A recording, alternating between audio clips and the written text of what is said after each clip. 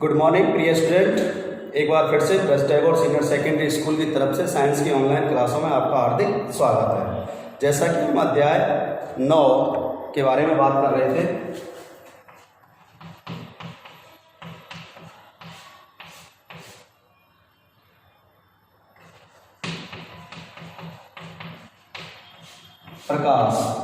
प्रकाश के लिए हमने प्रकाश के परावर्तन एवं दर्पण संबंधित टॉपिकों का हमने अध्ययन किया है।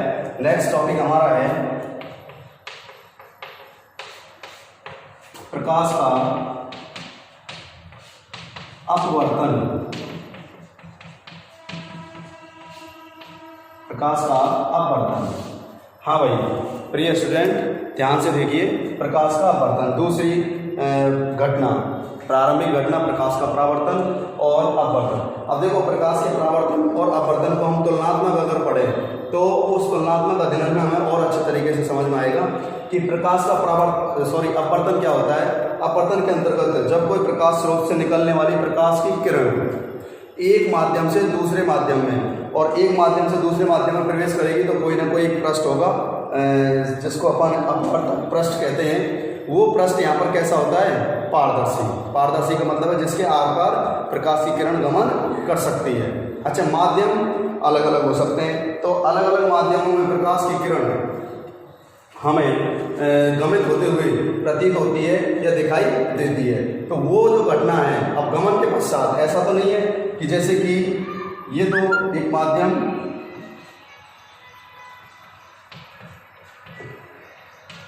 फर्स्ट और माध्यम सेकंड जिसका ये पृष्ठ है और ये हो गया हमारा माध्यम सेकंड, ठीक है। किसी प्रकाश स्रोत से प्रकाश की किरण बिल्कुल सीधी रेखा में, इस प्रकाश की किरण को आपतित प्रकाश की किरण, आपतित प्रकाश की किरण जैसे ही उस पृष्ठ पर, चूंकि हम घटना पढ़ रहे हैं अपवर्तन की, तो ये पृष्ठ कैसा हो जाएगा? अपवर्तक पृष्ठ। और इसकी एक तो विशेषता होती है कि ये कैसा होता है? पारदर्शी। कैसा होता है भाई? पारदर्शी, ठीक है। पारदर्शी मतलब है आर पार प्रकाश की किरण। अब होता क्या है?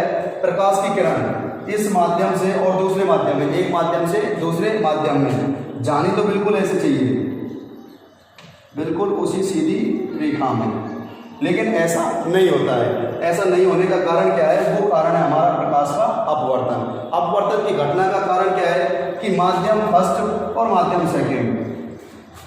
फॉर एग्जांपल के लिए अपन बात करते हैं माध्यम फर्स्ट की, जैसे कि कोई ऐसा माध्यम है जिसमें जो कण है वो क्या है? दूर दूर है, और माध्यम सेकंड वो ऐसा है जिसमें कण क्या है? पास पास।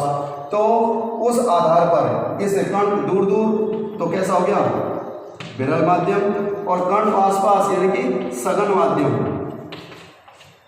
तो विरल माध्यम से सघन माध्यम, तो इसका मतलब इसमें प्रकाश की किरण, जब कण दूर दूर होंगे तो प्रकाश की किरण आसानी से, यानी उसका वेग क्या होगा? अधिक। उसका वेग क्या होगा? अधिक। जैसे ही वो प्रकाश की किरण इस माध्यम सेकंड सघन में प्रवेश करेगी तो यहाँ पर प्रवेश करने के पश्चात उस प्रकाश की किरण का वेग क्या हो जाएगा? कम। क्यों? क्योंकि यहाँ पर वो कैसा माध्यम है? सघन। खूब अच्छे तरीके से। तो ये प्रकाश की किरण निकल रही है, ये प्रकाश की किरण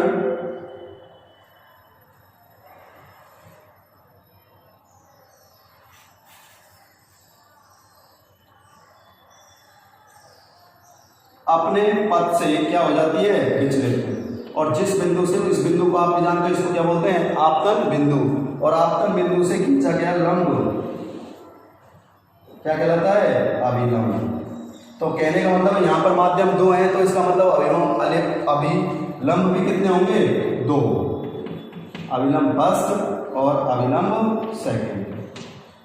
अब देखिए सभी, इसका मतलब है कि यहाँ पर प्रकाश की किरण अपने पथ से क्या हुई? विचलित। अच्छा, दोनों स्थितियां हो सकती है, ये कोई जरूरी नहीं है। मैं यहाँ पर तो विरल सघन, सघन से विरल भी हो सकता है। यानी ये प्रकाश, फॉर एग्जाम्पल उदाहरण के लिए बात करें हम, तो जैसे कि कोई प्रकाश किरण एयर से यानी वायु से आ रही है और वायु से आने के पश्चात वो प्रकाश किरण किसमें? जल में प्रवेश कर रही है। आपने देखा होगा कि बाल्टी हमारी, ये बाल्टी इसमें जल भरा हुआ है और उसमें हमने कोई सिक्का डाला हुआ है या फिर कोई पेंसिल वगैरह डाली हुई है, तो वो हमें जल में दिखाई देते हैं।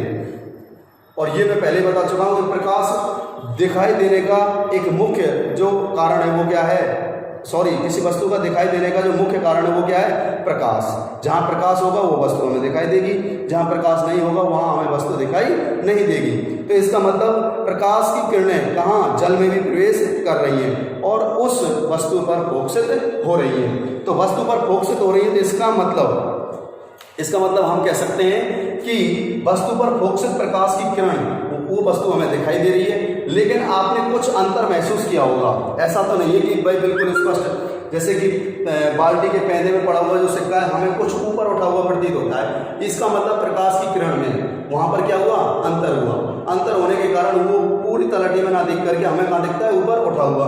तो ये कुछ, तो यहाँ पर प्रकाश की किरण अपने पथ से क्या हुई, विचलित होने की, वहां तो परावर्तित होने की, और यहाँ विचलित होने की या अपवर्तित होने की, इसी घटना को ही क्या कहते हैं, प्रकाश का अपवर्तन। प्रकाश किरण के विचलित होने की इसी घटना को हम क्या कहते हैं, प्रकाश का अपवर्तन। अच्छा, प्रकाश का अपवर्तन दो तरीके से, भाई दो माध्यम है, दो माध्यम होने विरल और सघन। इसमें तो प्रकाश अभिलंब की ओर, क्योंकि विरल से सघन। अगर यहीं पर हम बात करें और एक छोटा सा डायग्राम बना करके कि ऊपर तो कौन है, सघन, और नीचे कौन सा माध्यम है, विरल, तो प्रकाश की किरण हुई किसी प्रकाश स्रोत से आएगी और निकलनी बिल्कुल सीधी चाहिए, लेकिन वो इस अभिलंब यहाँ पर सघन माध्यम से विरल, इसका मतलब पहले प्रकाश की किरण का वेग क्या था, कम, और जैसे ही विरल में आए तो प्रकाश किरण का वेग क्या हो जाएगा, अधिक होने के कारण वो अभिलंब से क्या हट जाती है, दूर हटती जाती है, यानी दूर विचलित हो जाती है। अब विचलित होने की इसी घटना को भी क्या कहते हैं, प्रकाश का अपवर्तन। इसको भी क्या बोलते हैं, प्रकाश का अपवर्तन। तो ये घटना हमारी कौन सी है, प्रकाश का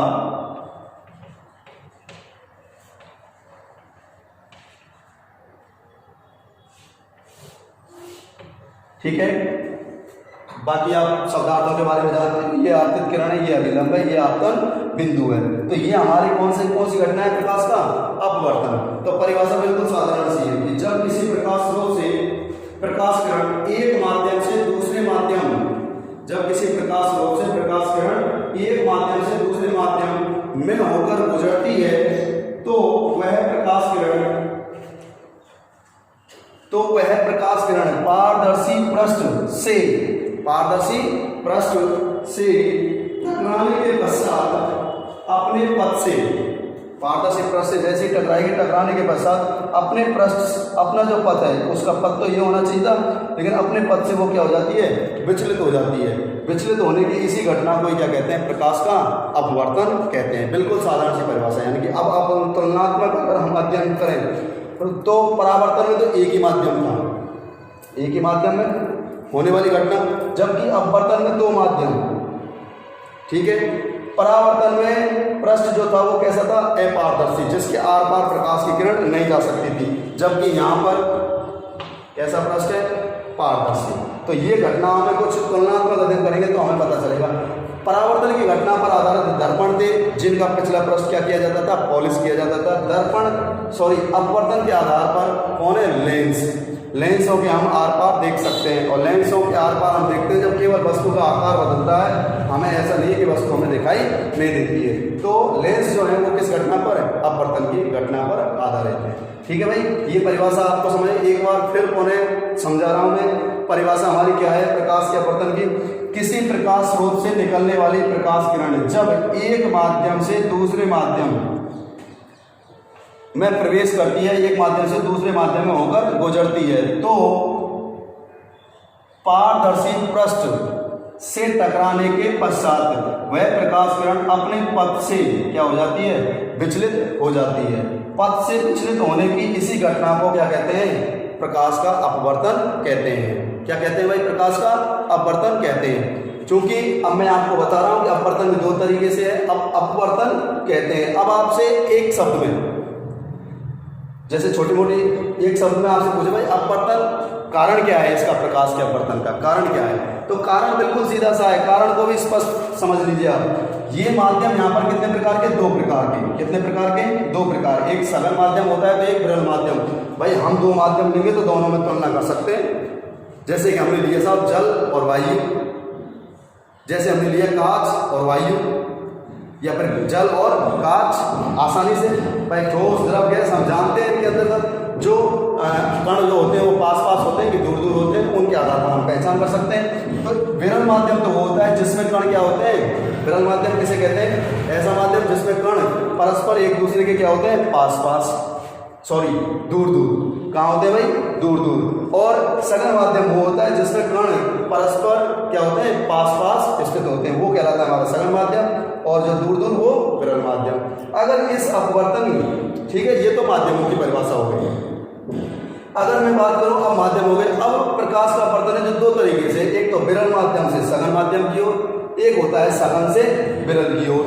अच्छा, दोनों में प्रकाश का अपवर्तन होता है, हमें पता है। बीच में एक चीज आ जाती है हमारे समझ की, भाई अपवर्तन का कारण क्या है, ये अपवर्तन होता कैसा है, आपसे पूछ लिया जाए प्रकाश के अपवर्तन का कारण बताइए, प्रश्न पूछा जाए तो अपवर्तन का कारण ये है कि विरल में प्रकाश की किरण का वेग, सघन में प्रकाश की किरण का वेग। आपको खूब अच्छे तरीके से एक उदाहरण से समझाता हूं मैं कि जैसे दो गलियां हैं, जिन गलियों से हम गुजर रहे हैं, उन गलियों में एक गली में तो व्यक्तियों की संख्या ज़्यादा है और एक गली में व्यक्तियों की संख्या कम है।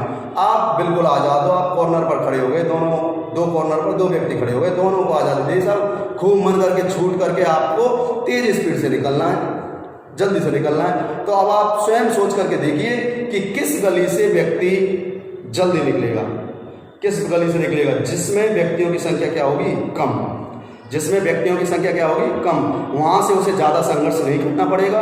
और जिसमें व्यक्तियों की संख्या ज़्यादा होगी तो वहां उसे संघर्ष भी करना है उन व्यक्तियों से, और तब अपनी स्पीड पकड़नी है, समझ रहे हो। तो इसका मतलब वहां पर उसका वेग क्या होगा, कम। साधारण सी बात है, एक बिल्कुल खुली शांत गली जिससे आप खूब स्पीड से अपने इच्छानुसार भाग सकते हो।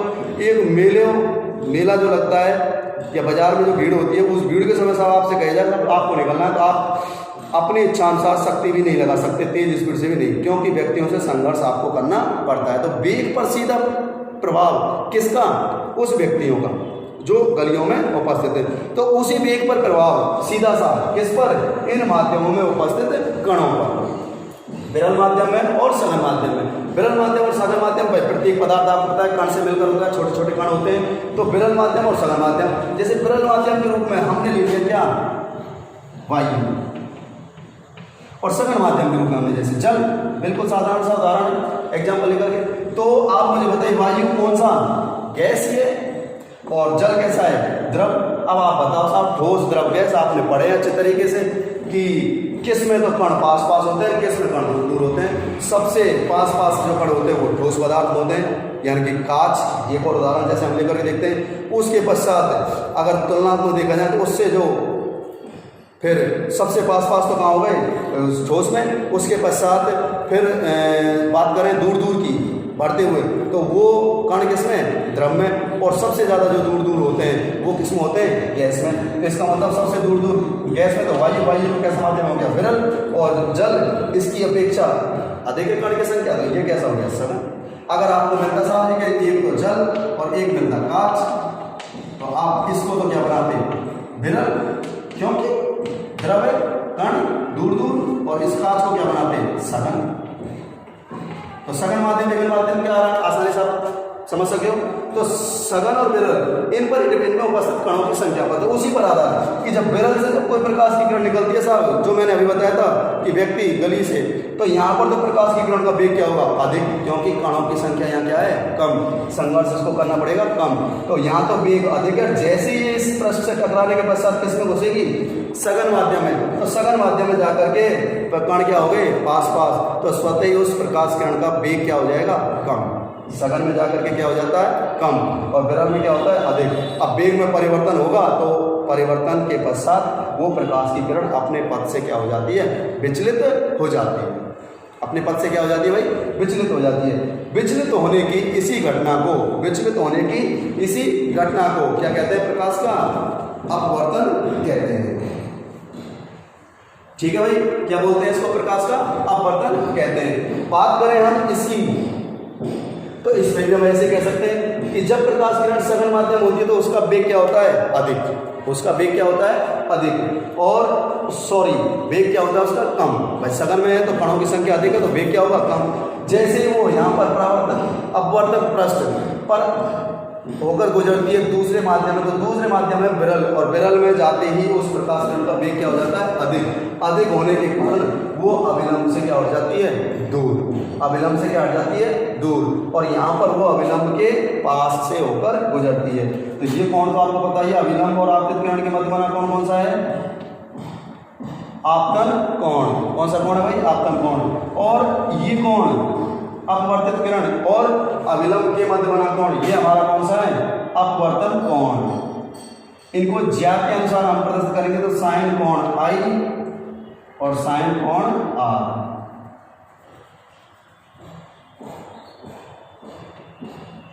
यानी कि ये आपतन कोण की ज्या और ये अपवर्तन कोण की ज्या।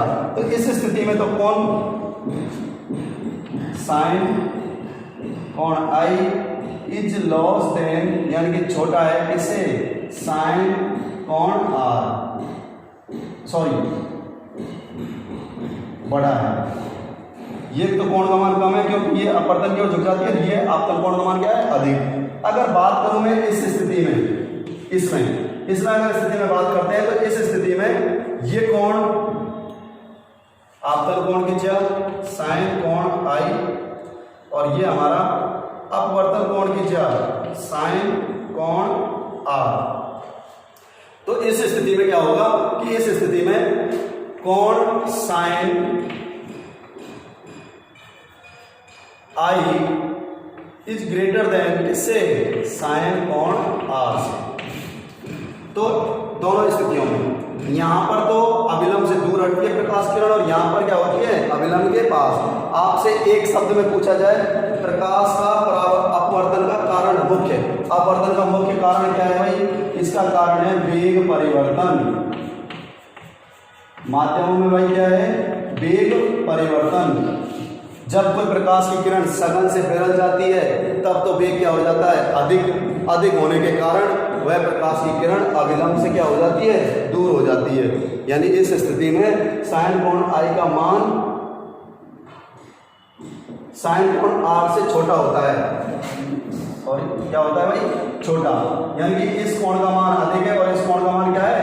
कम। और इस स्थिति में जब प्रकाश की किरण कोई विरल से और सघन माध्यम में प्रवेश करती है तो उसका वेग विरल से सघन, तो प्रकाश किरण का वेग क्या होता है? कम। तो कम होने की स्थिति में आपतन कोण की ज्या का मान अपवर्तन कोण की ज्या से क्या होता है? अधिक होता है। तो ये यहाँ पर कोण का मान कम हो जाता है और ये यहाँ पर कोण का मान अधिक हो जाता है। तो इन दोनों स्थितियों का आपको, और ये दोनों स्थितियां किसमें? प्रकाश के अपवर्तन पर आधारित है। ठीक है भाई। अपवर्तन का मैंने बता दिया, अपवर्तन वेग, यानी कि एक माध्यम से दूसरे माध्यम में कोई प्रकाश की किरण जा रही है, ध्यान से समझिए, एक माध्यम से दूसरे माध्यम में प्रकाश की किरण जा रही है तो उस प्रकाश की किरण वो अपने पथ से क्या हो जाती है? विचलित। विचलित होने की घटना को ही क्या बोलते हैं? अपवर्तन। क्या बोलते हैं? अपवर्तन। अपवर्तन का मुख्य कारण क्या है कि जब कोई प्रकाश किरण एक माध्यम से दूसरे माध्यम में जाती है तो वो उसके वेग में क्या हो जाता है? परिवर्तन। वेग में परिवर्तन कैसे हो रहा है? मैंने आपको अच्छे तरीके से समझाया है कि किस प्रकार इन माध्यमों में वेग का परिवर्तन होता है। तो वेग परिवर्तन के कारण कौन सी घटना होती है? अपवर्तन। भाई वेग परिवर्तन के कारण वो प्रकाश की किरण, ये तो अविलंब की ओर झुक गई, ये प्रकाश की किरण अविलंब से क्या हट गई? दूर। तो वेग परिवर्तन के कारण ही कौन सी घटना? अपवर्तन। क्यों? क्योंकि ये वेग परिवर्तन के कारण ये अपवर्तित प्रकाश की किरण अपने पथ से क्या हो गई? विचलित। इसको तो ऐसे सीधे निकलना चाहिए था, इसको भी ऐसे सीधे निकलना चाहिए था, तो लेकिन ये सीधे नहीं निकल पाई, अपने पथ से क्या हो गई? विचलित। विचलित होने की उसी घटना को हम बोलते हैं अपवर्तन। तो विचलित होने का मुख्य कारण क्या हुआ? वेग परिवर्तन। आपसे प्रश्न पूछा जाए प्रकाश के अपवर्तन का मुख्य कारण क्या है, तो एक नंबर का पूछा जाए तो एक शब्द में आंसर क्या है? वेग परिवर्तन। क्या है भाई? वेग परिवर्तन। ठीक है। और विचलित होने की घटना क्या कहलाती है? अपवर्तन। तो ये हमारे अपवर्तन से संबंधित। प्रकाश के अपवर्तन के मैं आपके सामने कुछ उदाहरण प्रस्तुत कर सकता हूँ। साधारण जो हम देखते हैं, एक तो जैसे पानी की बाल्टी है, आपने देखा हो, उसमें पड़ा हुआ जो सिक्का है, पड़ा हुआ सिक्का आपने महसूस किया होगा, वो कहाँ दिखता है? ऊपर उठा हुआ प्रतीत होता है। वास्तविकता में वो ऊपर नहीं होता है। ये सभी कैसी घटना है? प्रतीत होने वाली आभासी घटना है, यानी वो हमें ऊपर उठा हुआ प्रतीत होता है। तो ये किसका उदाहरण हो गया? प्रकाश के अपवर्तन का। और भी उदाहरण हम लेते हैं दूसरा, कि जैसे कि पानी की बाल्टी है, उसी में हमने पेंसिल डाली या कोई लकड़ी की छड़ डाली, तो आप देखते हो जो लकड़ी का छड़ जो डूबा हुआ हिस्सा है वो ऊपर वाले हिस्से से अलग हमें प्रतीत होता है। कैसा होता है? अलग प्रतीत होता है या मुड़ा हुआ प्रतीत होता है। कैसा प्रतीत होता है? मुड़ा हुआ प्रतीत होता है। जबकि ऐसा थोड़ी, आप पेंसिल निकाल के देखो, कोई पेंसिल मुड़ती थोड़ी है, पेंसिल बिल्कुल ऐसी है, लेकिन वो इसी घटना के कारण, अपवर्तन के कारण। और भी अगर आप समझना चाहो तो एक और बहुत अच्छा उदाहरण है कि वायुमंडल में जो तारे होते हैं, क्या होते हैं? तारे। वो तारे हमें टिमटिमाते हुए प्रतीत होते हैं। टिमटिमाते हुए मतलब ये कि साहब जल रहे बुझ रहे, जबकि ऐसा नहीं होता है। टिमटिमाते हुए प्रतीत कैसे हो रहे हैं वो? क्योंकि उन तारों से और पृथ्वी जहाँ हम जिस पर उपस्थित है वहाँ तक माध्यम अलग अलग, उन माध्यमों में उनकी आने वाली जो प्रकाश किरण वो अपने पथ से क्या हो रही हैं? विचलित हो रही हैं। और विचलित होने के कारण ही एक पल के लिए हमें जलता हुआ, तो एक पल के लिए बुझता हुआ नहीं कि बुझता तो कभी है ही नहीं तारा, और एक समान प्रकाश से प्रज्वलित रहता है, लेकिन उसकी प्रकाश किरण हमारे नेत्र पर जो फोकसित होती है तो वो एक माध्यमों में अपने पथ से क्या हो जाती है? विचलित हो जाती है, जिसके कारण वो हमें कम और ज़्यादा प्रज्वलित हुए प्रतीत होता है। उसी को हम बोलते हैं टिमटिमाते हुए प्रतीत होता है। तो ये हमारे उदाहरण है किसके? प्रकाश के अपवर्तन के। तो प्रकाश के अपवर्तन की परिभाषा, प्रकाश के अपवर्तन का मुख्य कारण, प्रकाश के अपवर्तन के लिए ये पृष्ठ दोनों भाई सघन से और विरल, सघन और विरल माध्यम दोनों के बारे में, और साथ के साथ ये स्थितियां कि कब तो विरल से सघन में क्या होगा और सघन से विरल में क्या होगा, कि कब प्रकाश की किरण का वेग बढ़ता है, कब प्रकाश की किरण का वेग घटता है। आप सीधा सा कह सकते हो जब विरल से सघन में जाएगी तो प्रकाश किरण का क्या होता है? वेग कम, और यदि प्रकाश की किरण सघन से और विरल में जाएगी तो प्रकाश किरण का वेग क्या होता है? अधिक। ठीक है भाई, प्रकाश किरण के वेग में परिवर्तन ही हो गया, ये कम अधिक, वही वेग परिवर्तन प्रकाश की किरण को क्या कर देती है? अपने पथ से विचलित कर देती है। विचलित कर होने की इसी घटना को क्या बोलते हैं? प्रकाश का अपवर्तन। उम्मीद करता हूँ आपको अच्छे तरीके से ये टॉपिक समझ में आया होगा। इसी पर आधारित अब आपके लेंस है, तो आपको ध्यान रखना है। तो ये घटना है हमारी कौन सी? प्रकाश का अपवर्तन। तो दोनों स्थितियां मैंने आपको बता दी कि किस तरीके से विरल से और सघन की, और सघन से विरल की किस कोण का मान बढ़ता है। ठीक है, ये आपको ध्यान से नोट्स आपको भेजे जाएंगे, उनसे आपको समझ के और अच्छे तरीके से उतारना है। ध्यान रखना है कि जो टॉपिक आपको कराया जा रहा है वो साथ के साथ आप याद करते हुए चलें।